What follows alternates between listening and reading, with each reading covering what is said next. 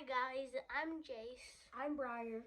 Thanks for listening to us read our other books. And we have special guests. A character from the story. Their names are Marcel. And the book is called This Moose Belongs to Me By Oliver Jeffers. This moose belongs to me. Wilford owned a moose. He hadn't always owned the moose. The moose came to him a while ago, and he just knew it was meant to be his. He thought he would call him Marcel. He began following Marcel, explaining the rules of how to be a good pet. Much of the time, it seemed as though the moose wasn't listening, but Wilford knew he was, mostly because he followed Rule 4 very well, not making too much noise while Wilford plays his record collection. Sometimes the moose wasn't a very good pet. He generally ignored Rule 7, going whichever way Wilford wants to go. The moose had a very good sense of direction, and Wilford did not.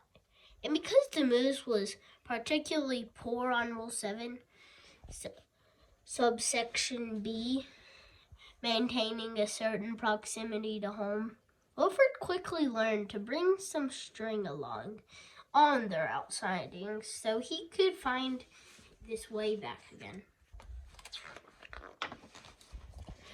Sometimes the moose was an excellent pet. He had no trouble with Rule 11, provide shelter from the rain.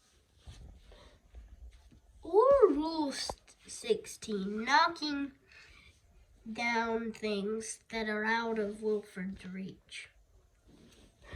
Good work. One day, as Wilford discussed their plans for the coming year on a particularly long walk, he made a terrible discovery. Someone else thought she owned the moose. Rodrigo, you're back. Wilford was dumbstruck. The moose was Marcel, not Rodrigo. The old lady was mistaken, and Wilford thought it was proper that he corrected her. "This moose belongs to me," he exclaimed. And to prove it, he called Marcel heel. But the moose did not respond.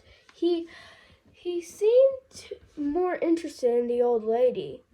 "Good, Rodrigo."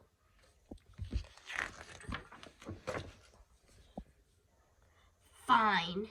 Embarrassing and enraged, Wilford rushed off for home. But in his haste and miles from anywhere, he tripped on his spring and got tangled up.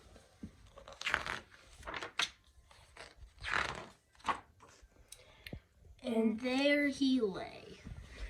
Wilford was beginning to get a bit worried. It was getting late and the monsters would be out soon. He had just ruled out of the last of his options when along came the moose.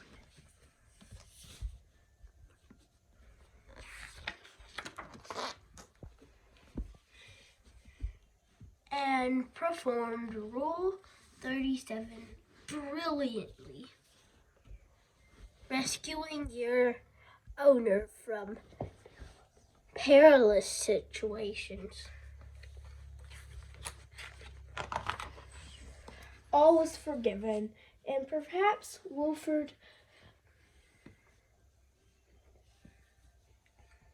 admitted he never really owned the moose anyway.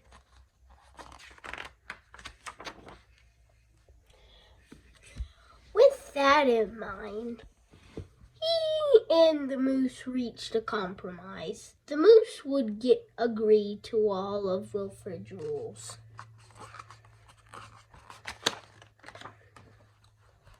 Whenever it suited him.